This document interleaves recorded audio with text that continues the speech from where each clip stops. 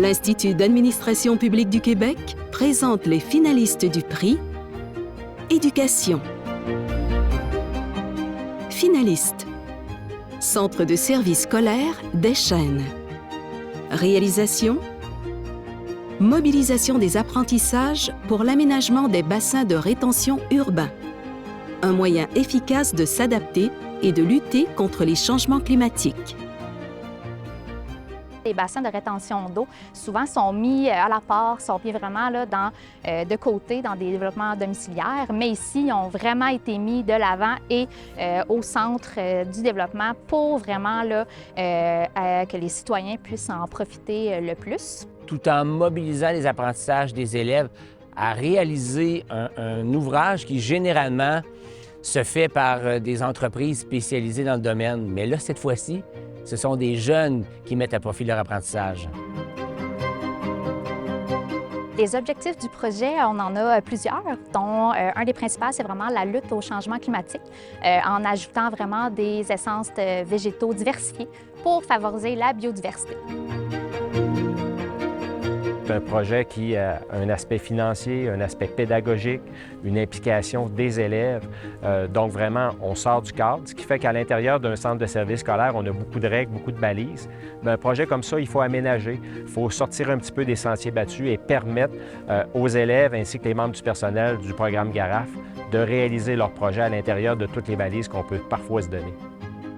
C'était notre 6e, et puis la Ville de Drummondville nous donne déjà d'autres mandats d'aménagement pour les prochaines années. Alors, il reste seulement les autres municipalités et les écoles à emboîter le pas à travers le Québec. Finalistes. Université TÉLUQ. Réalisation. Diplôme d'études supérieures spécialisé en éducation préscolaire et en enseignement primaire. On a décidé de sortir de la boîte de l'Université TÉLUQ et de répondre à l'appel pressant du ministre de l'Éducation en offrant un diplôme d'études supérieures spécialisées aux enseignants non légalement qualifiés.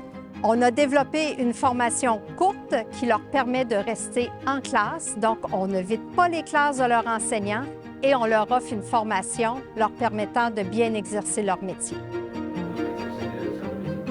Ce qu'on vise à faire, c'est rehausser les compétences des gens qui sont déjà en emploi.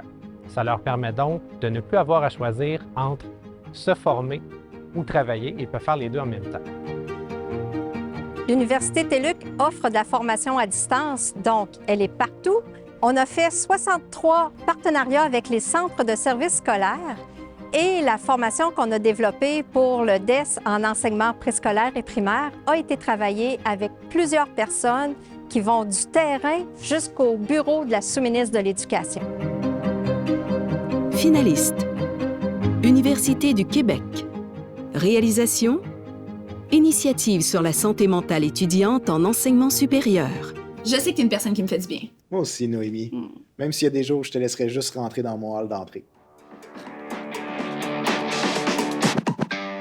L'Université Laval contribue depuis de nombreuses années avec l'ISME.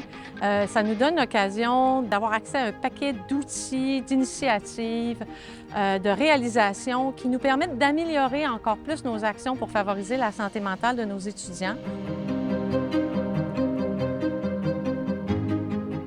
On l'a fait, par exemple, en lançant la station SME, qui est un site web de convergence d'informations et d'outils pour tout ce qui concerne la santé mentale étudiante, en réalisant des campagnes de sensibilisation, en créant et en animant des lieux de partage, d'échange et de mise en commun pour les personnes intervenantes, mais aussi en tenant des journées annuelles de diffusion et de transfert des connaissances sur le sujet.